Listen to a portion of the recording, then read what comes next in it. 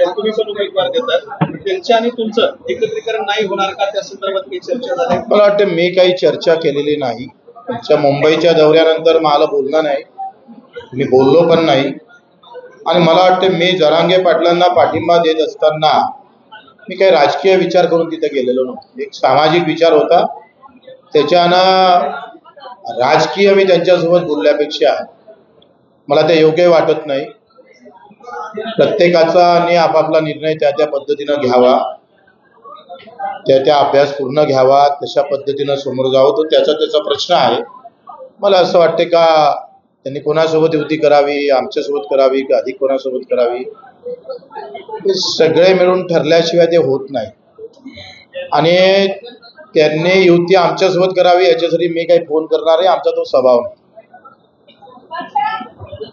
मी उमेदवार टाकायच्या अगोदर फक्त सीएम साहेबांना, शिंदे साहेबांना भेटलो. त्यांचे उपकार आमच्यावर आहे, कारण दिव्यांग मंत्रालय दिलं म्हणून. मला मंत्रीपद भेटलं नाही त्याचा अजिबात राग नाही, वाईटही वाटत नाही. त्याच्यापेक्षा 1000 पट आनंद आजही आमच्या हृदयात आहे, त्यांना आम्हाला दिव्यांग मंत्रालय भेटलं. त्यांचे ऋण आमच्यावर आहे म्हणून मी त्यांना सांगितलं, भेटलो. आणि नंतर दुसऱ्या दिवशी जेव्हा उमेदवार जाहीर केला तेव्हा आम्ही सांगितलं का बैठक संपली, फोन संपले, चर्चा संपली.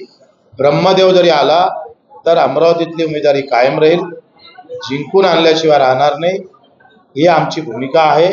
आणि ती भूमिका आम्हाला खड्ड्यात घातलं तरी ती कायम राहील. विचाराचा झेंडा समाधीनंतर सुद्धा जिवंत राहते, तो झेंडा आम्ही ठेवू. जरांगे पाटलांची राजकीय भूमिका तुम्हाला योग्य वाटते का? फोन आला तर तो माझं काय म्हटलंय, ब्रह्मदेवापेक्षा आता कोणी मोठा आहे का? ब्रह्मदेवापेक्षा कोणी मोठा आहे का? ब्रह्मदेवापेक्षा मोठा आहे का? राणे अगदी लहान आहे, त्यांना अजून बरीच समज याची आहे.